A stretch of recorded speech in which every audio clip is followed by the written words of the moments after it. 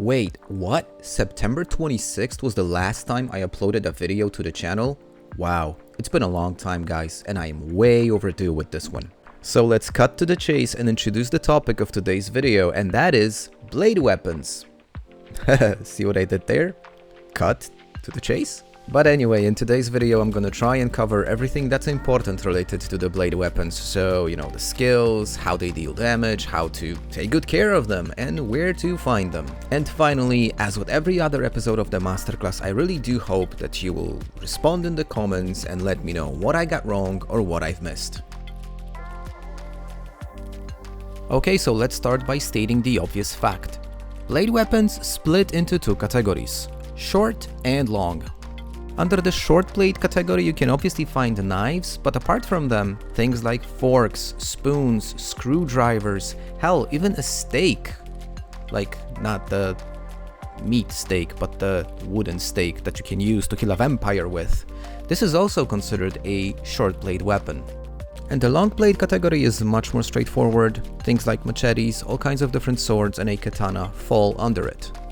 As you can see, I prepared this nice little collection of various different blade weapons, starting with the short ones. Here you can see stuff like carving forks or even a smashed bottle. Now these are also considered short blade weapons. And on the right hand side, we've got the long blade examples, some swords, a machete, a katana, yeah, your typical blades. One thing worth mentioning before we move on is that as of the vanilla version of Build 42, you are actually able to make your own long blade weapons. That is, if you're motivated enough to work through the blacksmithing tree. Now, it's a pretty tedious process. I did explain it in this episode of the masterclass. The link should be somewhere on the screen. Through it, you are able to craft your own swords, which is pretty badass, by the way. But yeah, let's continue. And I know you guys are dying to see some blade action, but first we have to talk briefly about skills which impact the performance because they are essential.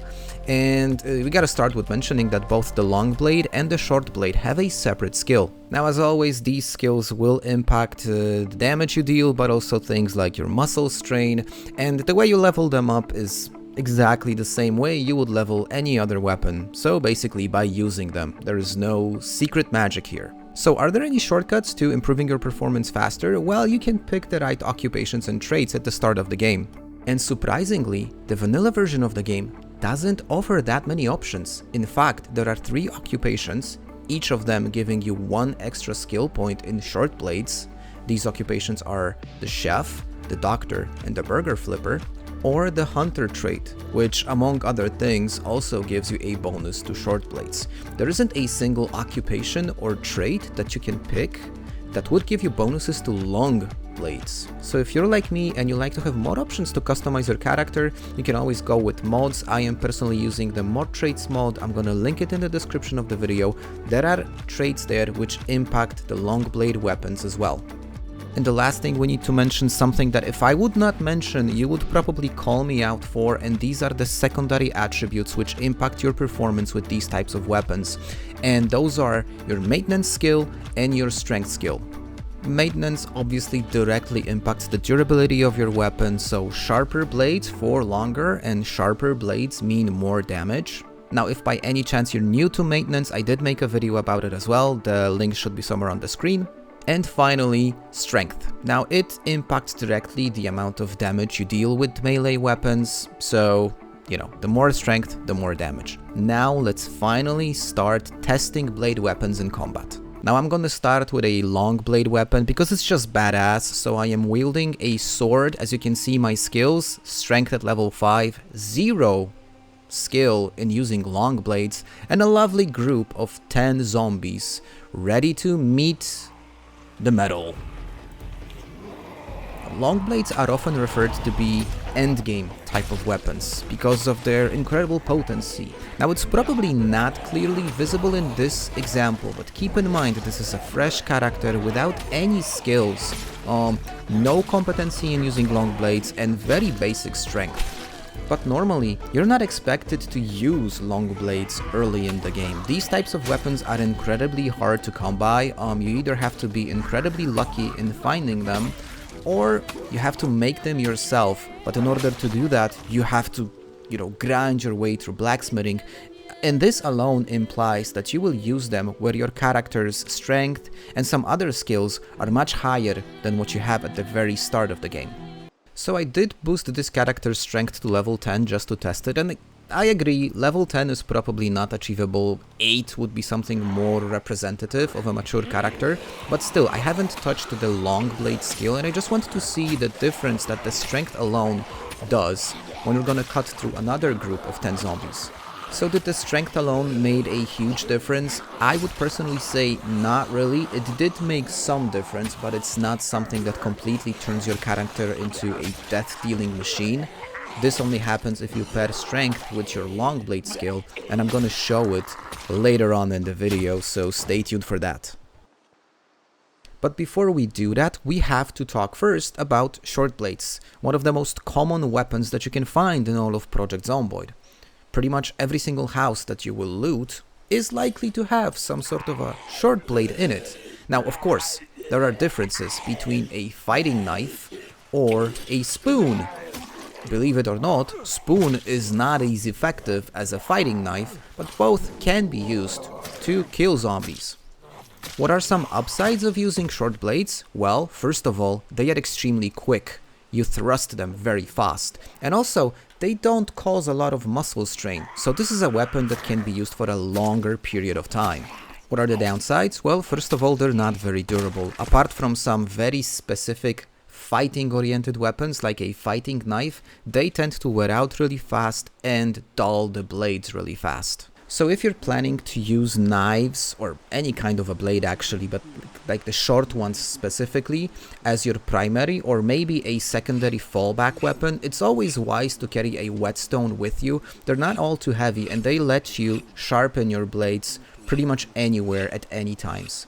It's also a great way to level up maintenance on a regular basis. But also keep in mind that blade is just one part of a knife. It also has a handle, so if the knife is damaged, it's gonna break very soon despite the condition of the blade, like in this example. And I absolutely must address the opinion that the short blade is not a good crowd control weapon. Now, I don't think that's necessarily the case. It all comes down to your own combat skill, how much experience you have with Project Zomboid, how can you use the environment in your advantage. A short blade can absolutely be effective as long as it's durable, sharp, and your maintenance skill is high.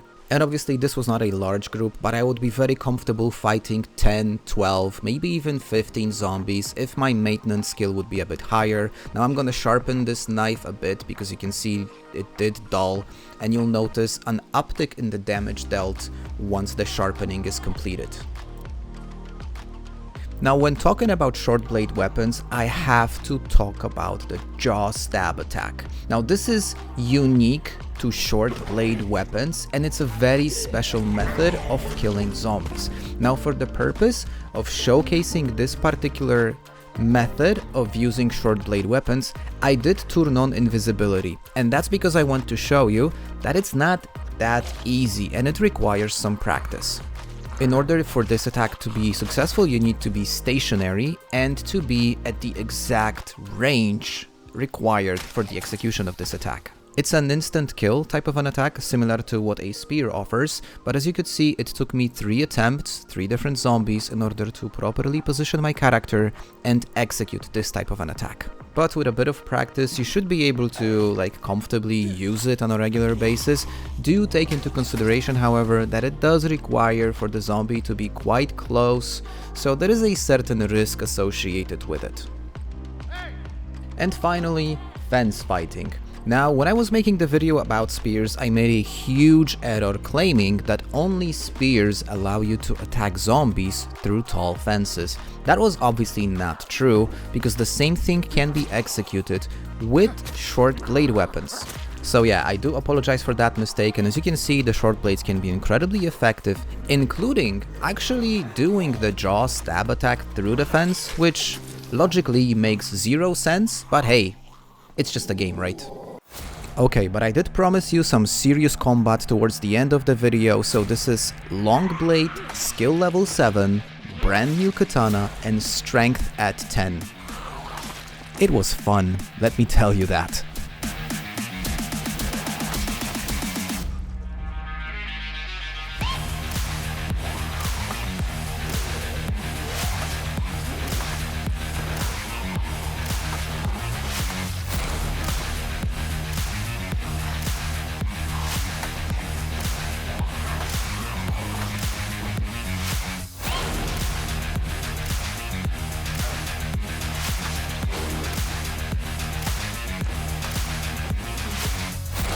Now, I could probably go on for much longer with this, but I think the clip does prove the point that at high skill levels, these weapons are absolutely deadly, and that's why I personally consider long blades as true endgame weapons, and katana being the ultimate coveted weapon of choice.